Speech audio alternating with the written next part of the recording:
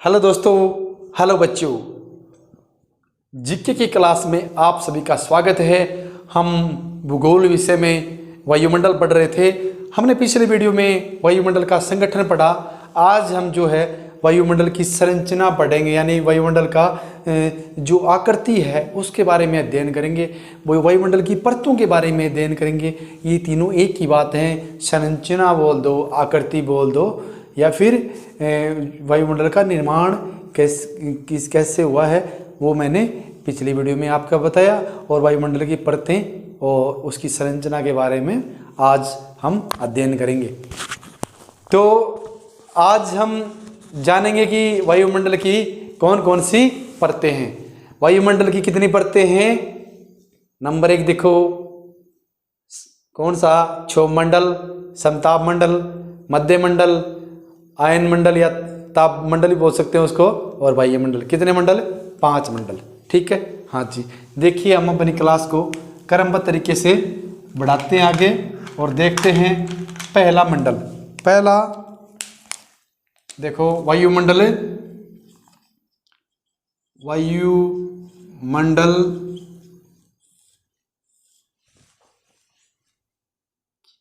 की संरचना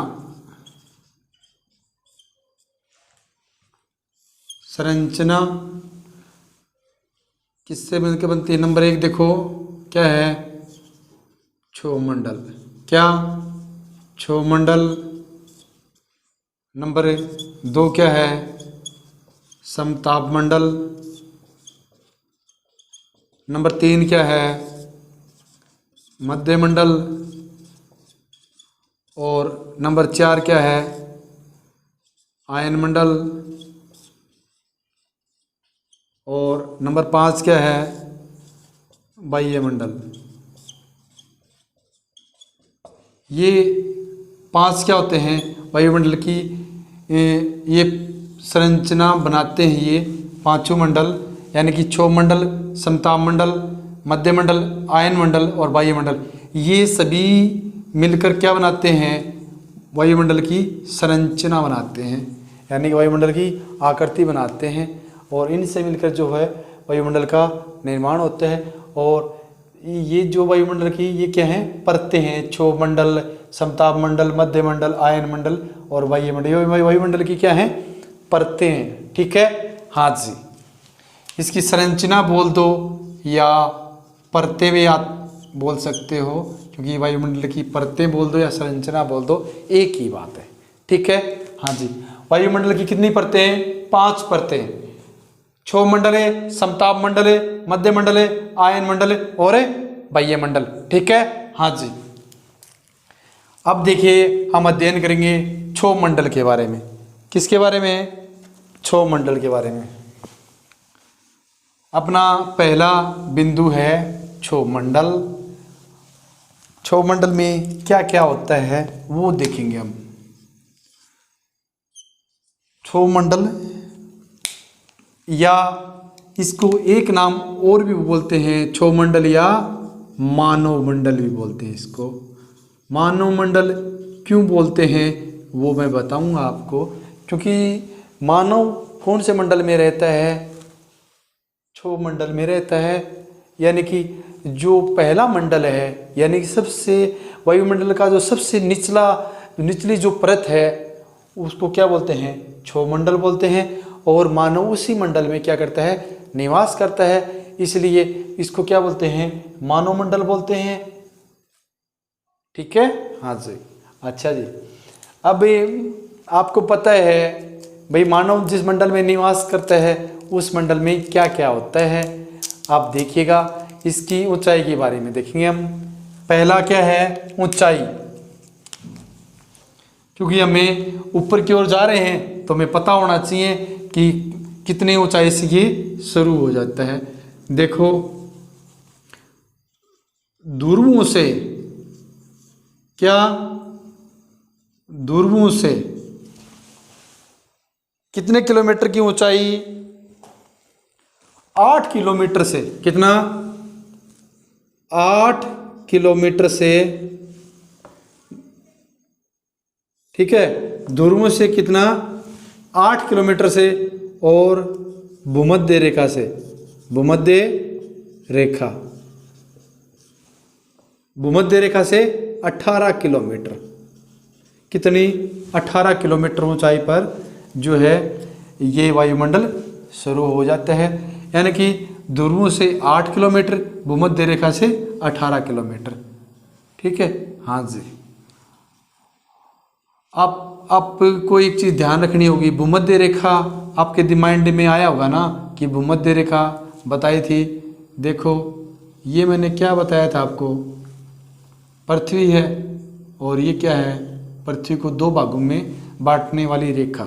पृथ्वी को 2 भागों में बांटने वाली या ग्लोब को 2 भागों में बांटने वाली या फिर उत्तरी और दक्षिणी गोलार्ध को 2 भागों में बांटने वाली रेखा को क्या कहते हैं, भूमध्य रेखा। क्या कहते हैं, भूमध्य रेखा। ठीक है, हाँ जी। भूमध्य रेखा के ऊपर कौन सी रेखा गुजरती है, कर्क रेखा, और भूमध्य रेखा के नीचे कौन सी रेखा गुजरती है, मकर रेखा।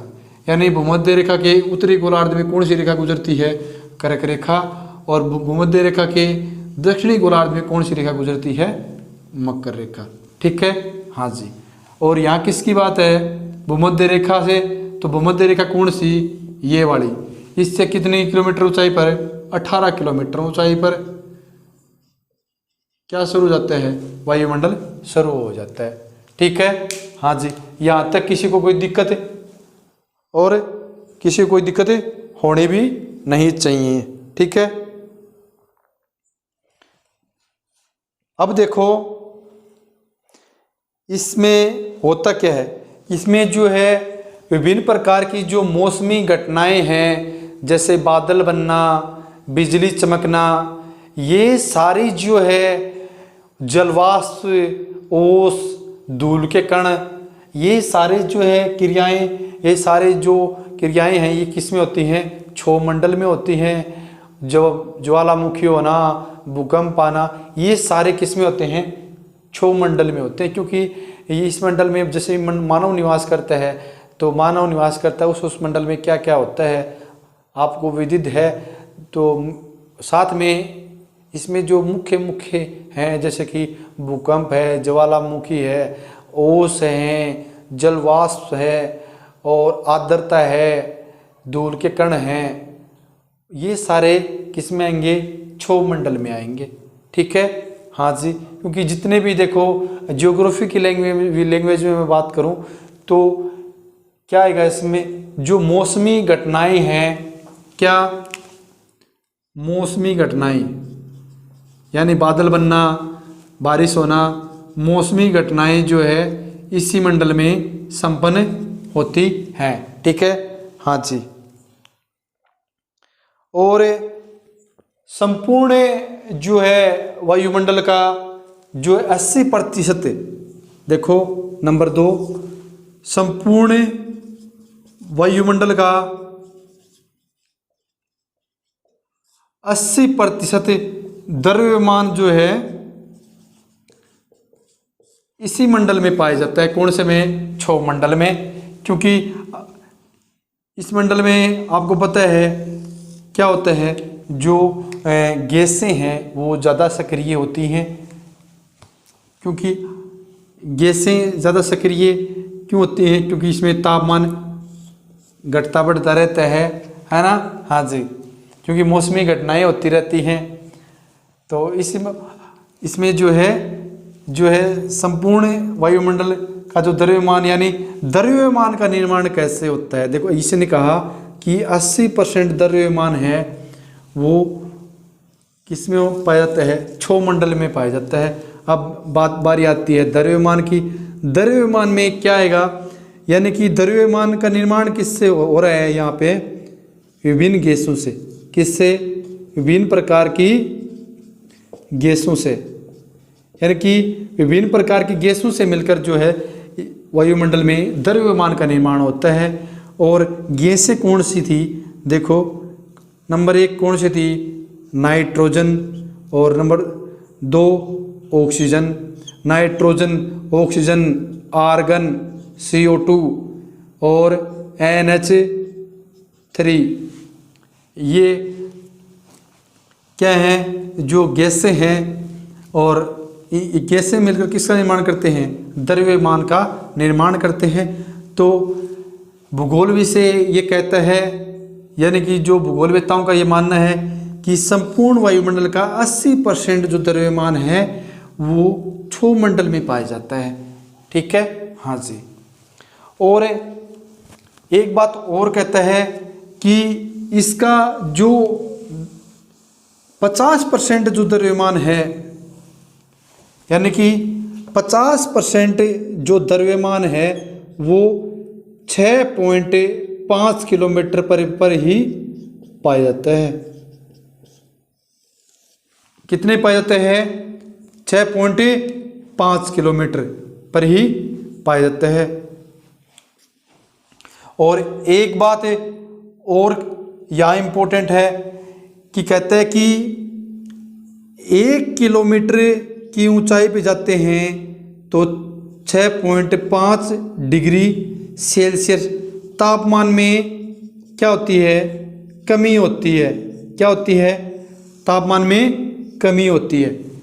तापमान में यदि कमी हो रही है तो जाहिर सी बात है, तापमान में कमी होगी तो वहाँ क्या होगा, ठंड बढ़ेगी। क्या होगी, ठंड बढ़ेगी वहाँ पे, क्योंकि तापमान अधिक होगा तो आपको पता है क्या होगी, गर्मी बढ़ेगी। यदि तापमान में कमी हो रही है तो क्या हो रहा है, ठंड बढ़ रही है अपने आप।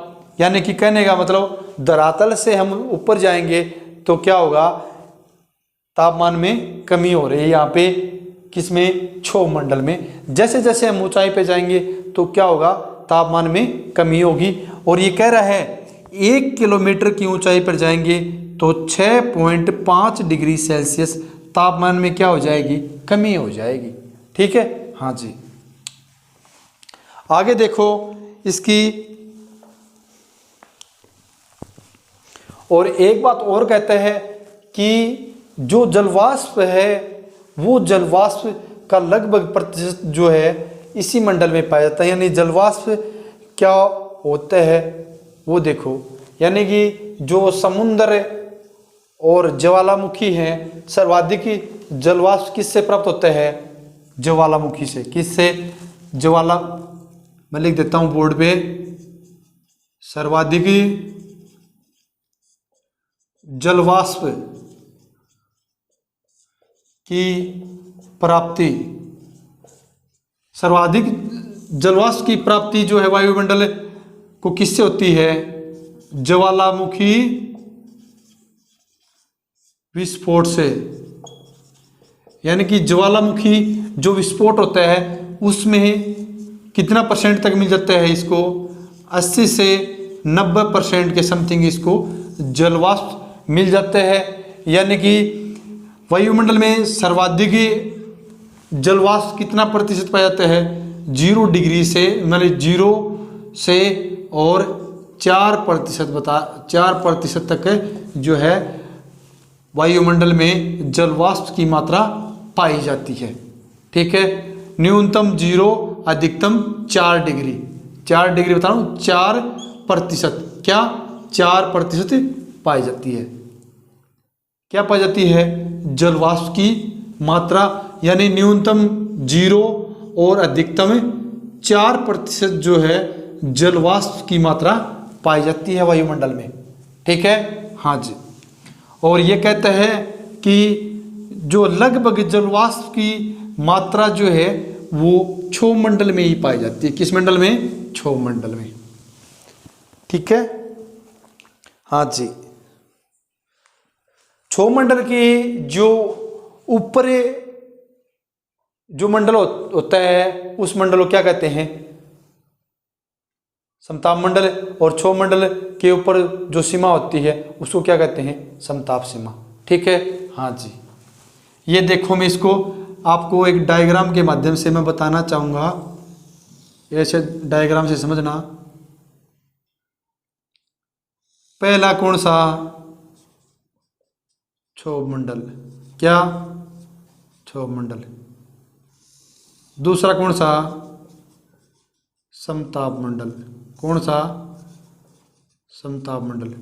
तीसरा कौन सा, मध्य मंडल, कौन सा, मध्य मंडल। चौथा कौन सा? आयन मंडल, आयन मंडल। पांचवा ये कौन सा बच गया? क्षोभ मंडल, समताप मंडल, मध्य मंडल, आयन मंडल, और ये लास्ट वाला कौन सा बचा हुआ है? बाह्य मंडल। ठीक है, हाँ जी। ये अपना क्षोभ मंडल है। ये क्षोभ मंडल की जो ऊपर परत पाई जाती है, इस परत को बोलते हैं क्षोभ सीमा। क्या? क्षोभ सीमा। ठीक है, हाँ जी। यहाँ तक किसी को कोई दिक्कत है? शायद नहीं होगी और होनी भी नहीं चाहिए। अब देखो, क्षोभ सीमा समाप्त होती, कौन सा मंडल शुरू हो गया? समताप मंडल। अब हम अध्ययन करेंगे समताप मंडल के बारे में। समताप मंडल यानी कि इसके नाम से पता चल रहा है तापमान सम यानी समान, ताप यानी टेम्परेचर, यानी कि यहाँ जो टेम्परेचर है वो क्या रहता है? इक्वल रहता है या फिर समान रहता है। लेकिन इसकी भी एक सीमा है, वो सीमा से यदि हम ऊपर जाएंगे तो टेम्परेचर क्या होगा? इसमें बढ़ेगा। क्या होगा? टेम्परेचर बढ़ेगा। ठीक है, हाँ जी। जैसे हम क्षोभ मंडल की बात कर रहे थे तो ये कह रहा है क्षोभ मंडल में 1 किलोमीटर की ऊंचाई पर हम जा रहे हैं तो 6.5 डिग्री सेल्सियस तापमान में क्या हो रही है? कमी हो रही है। तो कहने का मतलब भाई नीचे से हम ऊपर गए तो तापमान में क्या हो रही है? कमी हो रही है ना? हाँ जी। वहीं तापमान में कमी हो रही तो यहाँ क्या हो रहा है? ठंड बढ़ रही है। क्या हो रही है? ठंड बढ़ रही है। लेकिन समताप मंडल में ये कह रहा है कि तापमान क्या रहता है? समान रहता है। इसमें क्या हुआ?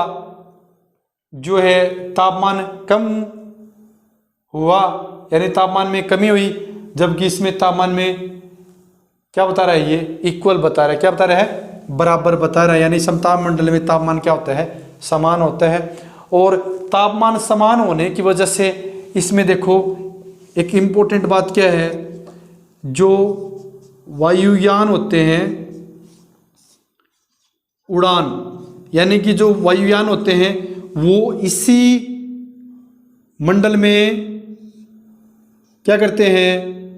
उड़ान भरते हैं। यानी जो वायुयान होते हैं वो इसी मंडल में उड़ान भरते हैं, या फिर वायुयान इसी मंडल में चलते हैं। आपसे एग्जाम में पूछ लेगा वायुयान कौन से मंडल में चलते हैं? तो कौन से में? समताप मंडल में। कौन से मंडल में? समताप मंडल में। समताप मंडल में क्यों चलते हैं? क्योंकि वहाँ क्या होता है? तापमान इक्वल होता है, बराबर होता है। ठीक है, हाँ जी। इसलिए जो है समताप मंडल में वायुयान आराम से उड़ सकता है, एक देश से दूसरे देश में, एक क्षेत्र से दूसरे क्षेत्र में हम आराम से जा सकते हैं। इसलिए इसको क्या बोलते हैं? इसको क्या बोलते हैं? समताप मंडल बोलते हैं, या फिर इसको उड़ान मंडल भी बोलते हैं। ठीक है, हाँ जी।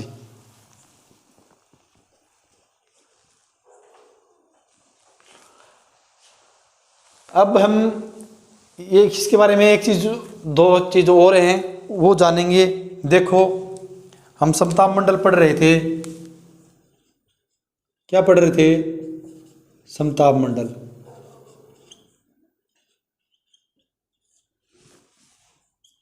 समताप मंडल में हम क्या देख रहे थे?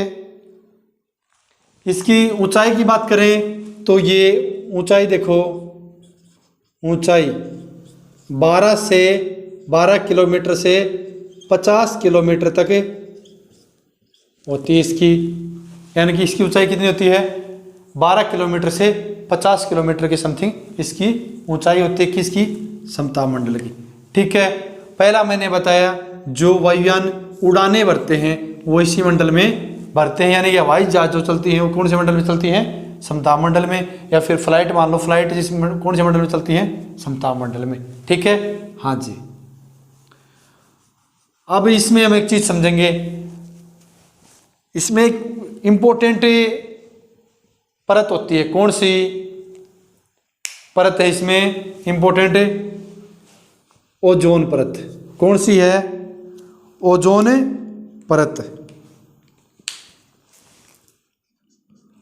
ओजोन परत।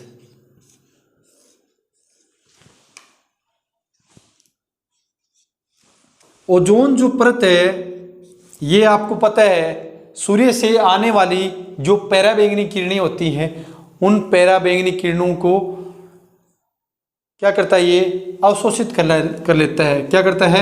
अवशोषित। यानी जो पराबैंगनी किरणों को अवशोषित करने का ये क्या करता है? काम करता है। यानी पराबैंगनी किरणों को ये अवशोषित कर लेता है, अपनी ओर खींच लेता है, अपनी ओर समाहित कर लेता है ये ओजोन परत। और जैसे कि ये अपना क्या हो गया? सूर्य हो गया। सूर्य से जो पराबैंगनी किरणें आती हैं उन पराबैंगनी किरणों को रोकने का काम कौन करता है? ओजोन परत करती है। ठीक है, हाँ जी। अब हमें एक चीज और देखेंगे, जो ओजोन परत की खोज कब हुई थी? 1913 में। कब हुई थी ओजोन परत की खोज? 1913 में। किसने की थी? फेबरी चार्ल्स। फेबरी चार्ल्स और कौन थे? हेनरी। फेबरी चार्ल्स और हेनरी बुसोन। कौन थे? हेनरी बुसोन। यानी कि फेबरी चार्ल्स और हेनरी बुसोन ने जो है इस की क्या की थी? खोज की थी। किसकी? ओजोन परत की। कब की थी? 1913 में जो है इस परत की खोज की थी। ठीक है, जो ओजोन परत है ये ओजोन परत सूर्य से आने वाली जो पराबैंगनी किरणें हैं उन पराबैंगनी किरणों को क्या करता है? ये रोकता है, यानी अपनी ओर क्या कर लेता है? ये अवशोषित कर लेता है। ठीक है, हाँ जी। और ये जो पराबैंगनी किरणों को ये अवशोषित करने के बाद क्या होता है भाई? जो समताप मंडल है, समताप मंडल है, उस समताप मंडल का क्या होता है? टेम्परेचर बढ़ जाता है। क्या होता है? बढ़ जाता है। क्या? टेम्परेचर बढ़ जाता है, क्योंकि ओजोन परत कौन से मंडल में पाई जाती है? समताप मंडल में पाई जाती है। और समताप मंडल के ऊपर कौन सी परत पाई जाती है? कौन सी? ओजोन परत। ठीक है, हाँ जी। ओजोन जो परत है उसमें जो सूर्य की जो पराबैंगनी किरणें हैं उस पराबैंगनी किरणों से जो ओजोन परत का टेम्परेचर क्या होता है? बढ़ जाता है। यानी कि जो है समताप मंडल में ऊंचाई पर हम जाएंगे तो जो तापमान क्या हो जाएगा? बढ़ जाएगा। कब बढ़ जाएगा? ऊंचाई पर जाने पर। ऊंचाई पर जाने पर या फिर ऊपर जाने पर। ऊपर जाने पर तापमान में क्या हो जाती है? समताप मंडल में भी बढ़ोतरी हो जाती है। ठीक है, हाँ जी। यहां तक किसी को कोई दिक्कत है? शायद नहीं होगी, होने में नहीं चाहिए। मैंने इसमें क्या बताया आपको? देखो, सबसे पहला समताप मंडल। समताप मंडल की ऊंचाई कितनी होती है? 12 किलोमीटर से 50 किलोमीटर के बीच होती है। और समताप मंडल में एक ओजोन परत पाई जाती है। उसकी खोज कब हुई थी? 1913 में हुई थी। किसने की थी? फेबरी चार्ल्स और हेनरी बुसोल ने की थी। ठीक है, ये कहाँ के थे? ये फ्रांस के थे। कहाँ के? फ्रांस के थे।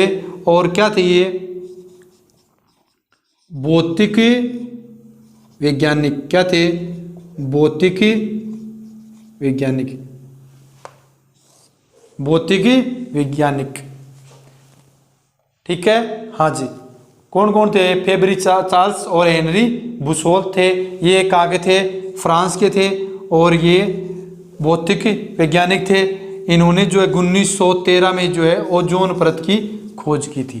ठीक है। हाँ जी, ये इंपॉर्टेंट क्वेश्चन है और ये एग्जाम में पूछ भी सकता है। आगे देखिएगा मैंने क्या बता रहा हूँ, जो पराबैंगनी किरणें हैं, पराबैंगनी किरणों को रोकती कौन है? ओजोन परत रोकती है।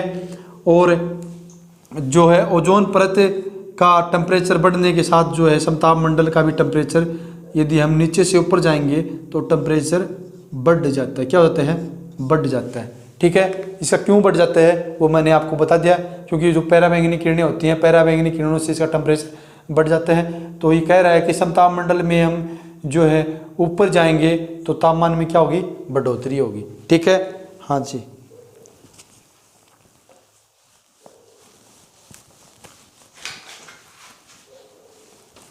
अब देखो अपना नेक्स्ट क्या है? समताप मंडल के बाद मध्य मंडल। कौन सा? मध्य मंडल।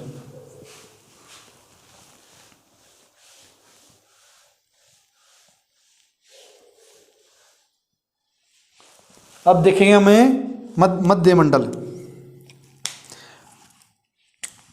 मध्य मंडल, मध्य मंडल जो है वायुमंडल की कौन सी परत है? तीसरी परत है। कौन सी? तीसरी परत है। या फिर मध्य मंडल जो है समताप सीमा के ऊपर पाया जाता है ये। ठीक है। हाँ जी, ठीक है। इस मंडल का जो है हम यदि हम इसका औसत बात करें तो ये है 50 किलोमीटर से 80 किलोमीटर ऊंचाई तक पाया जाता है। और इस मंडल की मुख्य खास बात क्या है? देखो इसमें सबसे पहली बात 85 डिग्री सेल्सियस इसमें तापमान पाया जाता है। कितना? 85 डिग्री सेल्सियस इसमें तापमान पाया जाता है। यानी कि पृथ्वी पर सबसे ठंडा स्थान, पृथ्वी पर सबसे ठंडा स्थान कौन से मंडल में पाया जाता है? मध्य मंडल में। कौन से मंडल में? मध्य मंडल में। वहाँ का टेम्परेचर कितना है? -85 डिग्री सेल्सियस। ठीक है, यानी कि यहाँ क्या है? बर्फ ही बर्फ होगी, है ना, क्योंकि माइनस में कितना है? 85 डिग्री सेल्सियस यहाँ क्या है? टेम्परेचर है माइनस में। ठीक है। हाँ जी, और इसकी एक खास बात होती है, जो उल्कापिंड होते हैं, उल्कापिंड जो पृथ्वी मंडल में प्रवेश करना चाहते हैं वो क्या होते हैं? इसी मंडल में आके जल जाते हैं। क्या होते हैं? जल जाते हैं। उल्का पिंड किस मंडल में आके जल जाते हैं? मध्य मंडल में। मध्य मंडल में, यानी कि इस मंडल में आके क्या होते हैं? नष्ट हो जाते हैं। क्या होते हैं? नष्ट हो जाते हैं। क्या? उल्कापिंड। जो उल्कापिंड होते हैं वो उल्कापिंड जो पृथ्वी पर प्रवेश करना चाहते हैं, वो प्रवेश करने से पहले ही जो है ये मध्य मंडल उनको क्या कर देता है? ख़त्म कर देता है। यानी कि यहाँ के क्या होते हैं? ख़त्म हो जाते हैं। ठीक है। हाँ जी, ठीक है। हाँ जी,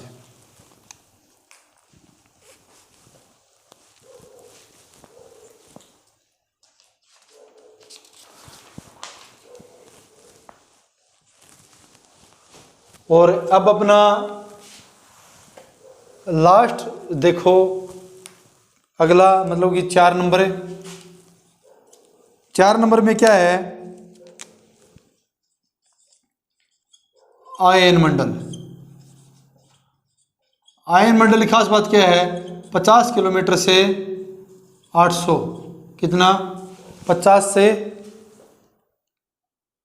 800, 800 या फिर 700 के करीब होता है इसका। 700 किलोमीटर की ऊंचाई पर ये आयन मंडल पाया जाता है। आयन मंडल की मैं बात करूं तो आयन मंडल में जो है क्या होता है भाई, रेडियो, खास बात रेडियो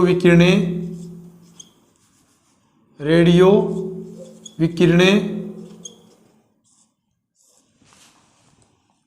जो है परावर्तित होकर, क्या परावर्तित होकर कहाँ जाती हैं, पृथ्वी, कहाँ जाती हैं, पृथ्वी पर, और वहाँ जाके ये इससे होता क्या है रेडियो विकिरणों से, जैसे कि रेडियो प्रसारण हो गया, ठीक है, टेलीविज़न,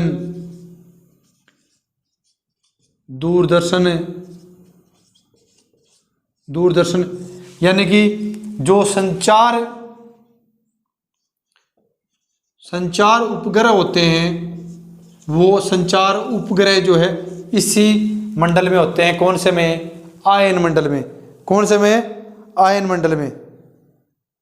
और इसमें एक खास बात याद रखना, आयन मंडल में नीचे से हम ऊपर जाएंगे तो तापमान में क्या होगी? बढ़ोतरी होगी। क्या होगी? बढ़ोतरी होगी। ठीक है, हाँ जी। यदि आयन मंडल में हमें नीचे से ऊपर जाएंगे, यानी आयन मंडल की यानी बाह्य मंडल की तरफ हम जाएंगे तो तापमान में क्या होगी? बढ़ोतरी होगी। क्या होगी? तापमान की बढ़ोतरी होगी। ठीक है, हाँ जी। आपसे एग्जाम में पूछ लेगा जो रेडियो का जो संचार होता है वो कौन से मंडल में, जो परावर्तित किरणें कौन से मंडल में से आती है, फिर कौन से मंडल से जो संचार के उपग्रह कौन से मंडल में मिलते हैं, कौन से में? आयन मंडल में। ठीक है, अब आप समझ गए। जो हम टीवी देख रहे हैं, टीवी में जो सीरियल देख रहे हैं, जो नाटक देख रहे हैं, ये न्यूज़ देख रहे हैं, जो टीवी के अंतर्गत जो एलसीडी में हम देख रहे हैं, तो उसमें जो रेडियो तरंगे हैं, वो रेडियो तरंगे जो है आयन मंडल में परावर्तित होकर पृथ्वी पर पहुंचती हैं। तभी हम जो है हम अपनी जीनियस लाइफ जीते हैं आराम से। समाचार, ये यूट्यूब, सब कुछ नेटवर्किंग का काम जितना भी है, जो भी है, यानी जो तकनीकी चीज़ें हैं, वो सारे उपग्रह किस में होते हैं? आयन मंडल में। ठीक है, हाँ जी। ओके, यहाँ तक किसी को कोई दिक्कत? यानी जितने भी उपग्रह छोड़े जाते हैं वो सारे कौन से में छोड़े जाते हैं? आयन मंडल में। क्योंकि आयन मंडल में जो क्या होता है, आयन मंडल में जो विकिरणें होती हैं वो विकिरणें परावर्तित होकर वापस पृथ्वी की ओर आ जाती हैं, इसलिए जो है उपग्रह आयन मंडल में छोड़े जाते हैं। ठीक है, हाँ जी।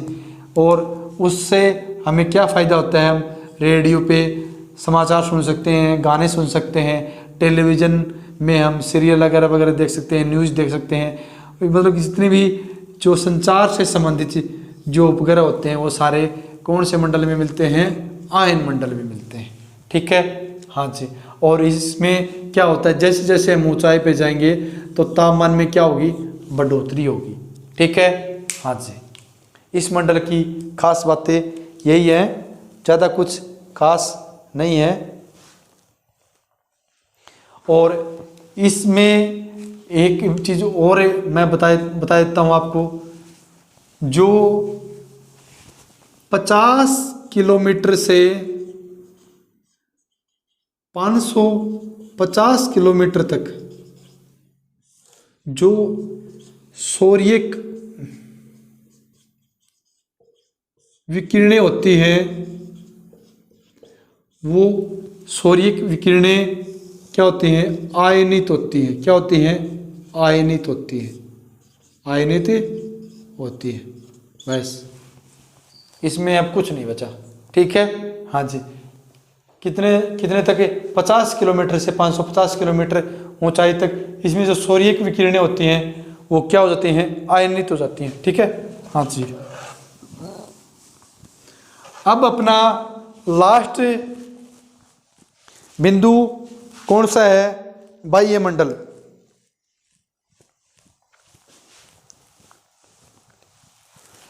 ये कितने तक होता है? 700 से कितना 10,000 तक। कितने तक है?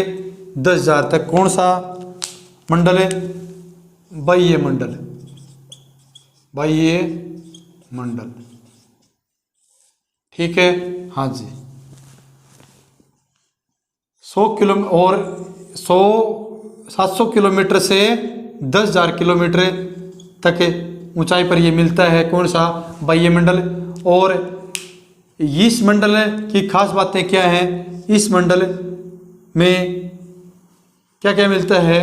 हाइड्रोजन और साथ में क्या मिलता है?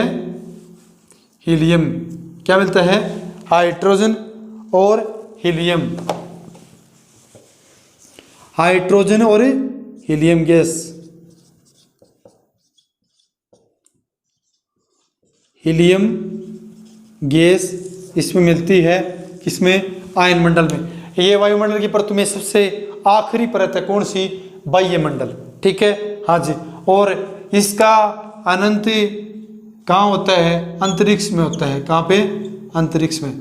यानी कि इस मंडल की जो सीमा है वो कहाँ जाके मिल जाती है?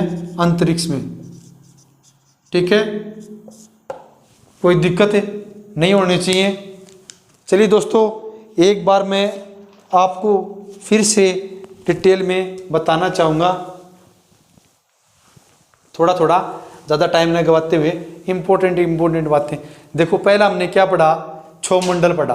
तो क्षोभ मंडल में जो ऊंचाई कितने तक होती है? ध्रुवों से 8 किलोमीटर और भूमध्य रेखा से 18 किलोमीटर, ठीक है। जितनी भी मौसम से संबंधित जो गतिविधियाँ होती हैं वो सारे क्षोभ मंडल में होती हैं। और इस मंडल में जो है मानव निवास करता है, इसलिए इस मंडल को मानव मंडल भी बोलते हैं। आर्द्रता, जलवाष्प, कोहरा, धुंध, ये सारी जो घटनाएं हैं, मौसमी घटनाएं हैं, वो कौन से मंडल में संपन्न होती हैं? क्षोभ मंडल में संपन्न होती हैं। और क्षोभ मंडल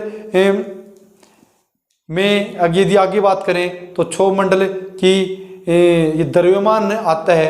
तो क्षोभ मंडल में जो द्रव्यमान होता है वो द्रव्यमान विभिन्न प्रकार की गैसों से मिलकर बनता है। यानी कि नाइट्रोजन, ऑक्सीजन, आर्गन और मीथेन, हीलियम, हाइड्रोजन, ये सारी गैसें किस में पाई जाती हैं? वायुमंडल में पाई जाती हैं, यानी कि क्षोभ मंडल में पाई जाती हैं। और इन गैसों से मिलकर किसका निर्माण होता है? द्रव्यमान का निर्माण होता है। संपूर्ण वायुमंडल का जो है 80% द्रव्यमान जो है वो क्षोभ मंडल में पाया जाता है, ठीक है। हाँ जी। और 50% जो द्रव्यमान है वो यानी कि 6.5 किलोमीटर पर ही मिल जाता है, ठीक है। दूसरा क्या है? समताप मंडल। तो समताप मंडल में जो है तापमान क्या रहता है? लगभग समान ही रहता है। और इस मंडल में जो है अपने फ्लाइट और जो वायुयान है वो समताप मंडल में ही चलती हैं। क्यों चलती हैं? क्योंकि यहाँ तापमान क्या रहता है? एक समान रहता है, इसलिए जो है इस मंडल में जो फ्लाइट चलती हैं, ठीक है। लेकिन इसकी भी एक सीमा है, यानी कि जैसे जैसे हम ऊंचाई पे जाएंगे तो तापमान में क्या हो जाएगी? बढ़ोतरी हो जाएगी। तापमान में क्या हो जाएगी? बढ़ोतरी हो जाएगी। तापमान में बढ़ोतरी क्यों होगी? इसका कारण क्या है? जो ओजोन परत है वो ओजोन परत क्या होता है कि सूर्य से आने वाली जो पराबैंगनी किरणें हैं उन पराबैंगनी किरणों को रोकता है। और रोकने की वजह से जो ओजोन परत है उसका टेम्परेचर क्या हो जाता है? बढ़ जाता है, ठीक है। इसलिए जो है समताप मंडल में तापमान बढ़ता है जैसे जैसे हम ऊंचाई पर जाएंगे, क्योंकि समताप मंडल की जो ऊपर कौन सी सीमा पाई जाती है? समताप सीमा। यहाँ तक क्लियर? हाँ जी। और इसका ऊंचाई मैंने क्या बताई? 12 किलोमीटर से कितना? 50 किलोमीटर तक। कितना? 12 किलोमीटर से 50 किलोमीटर तक, ठीक है। हाँ जी। और उससे आगे मैंने क्या बताया? मध्यमंडल। मध्यमंडल की खास बात क्या है? मध्यमंडल में जो है मध्यमंडल कहाँ तक होता है? 50 से 80 किलोमीटर तक होता है। कौन सा? मध्यमंडल। और मध्यमंडल में जो उल्कापिंड होते हैं जो पृथ्वी तक आने की कोशिश करते हैं, वो उल्कापिंड जो है इसी में नष्ट हो जाते हैं। कौन से में? मध्य मंडल में। ठीक है, हाँ जी।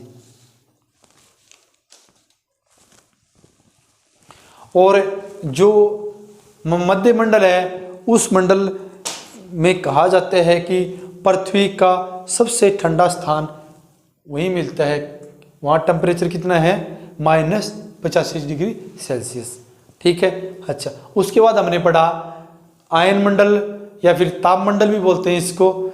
इसमें खास बातें क्या हैं? आयन मंडल बोल दो या फिर तापमंडल बोल दो, एक ही बात है। इसमें इम्पोर्टेंट ये है कि जो संचार जो उपग्रह होते हैं वो इसी मंडल में छोड़े जाते हैं, और जो रेडियो विकिरणें होती हैं वो रेडियो विकिरणें क्या होती हैं? आयन मंडल में परावर्तित होकर पृथ्वी तक पहुंचती हैं। किसके कारण? आयन मंडल में क्या होता है? परावर्तन होता है, यानी कि जो परावर्तित विकिरणें हैं वो टकरा के आयन मंडल में वापस पृथ्वी तक पहुंच जाती हैं। ठीक है, हाँ जी। यहाँ तक किसी को कोई दिक्कत नहीं होनी चाहिए। और उसके बाद क्या आ गया? अपना बाह्य मंडल आ गया। बाह्य मंडल कितने तक? 700 किलोमीटर से 10,000 किलोमीटर तक। और आयन मंडल में हीलियम और हाइड्रोजन गैस की प्रधानता पाई जाती है। जैसा कि आपको पता है सबसे हल्की गैस कौन सी है? हाइड्रोजन है। ठीक है, आज आपका वायुमंडल अच्छे से पूरा हुआ। और कहीं भी कोई समस्या है किसी भी बिंदु में तो आप बताओ। मैंने अच्छे से अच्छे तरीके से आपको बताने की कोशिश की है, और अभी भी कोई दिक्कत है तो आप कमेंट बॉक्स में बताओ। ठीक है, मैंने सारी चीज़ें आपको बिल्कुल अच्छे से खोल के बता दी हैं। एक चीज़ और याद रखना इम्पोर्टेंट, ओजोन परत की खोज कब हुई थी? 1913 में हुई थी। किसने की थी? वो फेबरी माल्स और हेनरी बुसोन, इन्होंने जो है 1913 में ओजोन परत की खोज की थी। ठीक है, हाँ जी। वो रहने वाले कहाँ के थे? फ्रांस देश के रहने वाले थे वो। उन्होंने जो है 1913 में ओजोन परत की खोज की। आज के लिए इतना ही दोस्तों। आगे हम नेक्स्ट टॉपिक लेके आएंगे। हम टॉपिकों के अकॉर्डिंग पढ़ रहे हैं जो एसएससी के बैच में एसएससी के सिलेबस में है, एसएससी के बैच में आता है, वही हम पढ़ेंगे। जय हिंद, जय भारत, वंदे मातरम।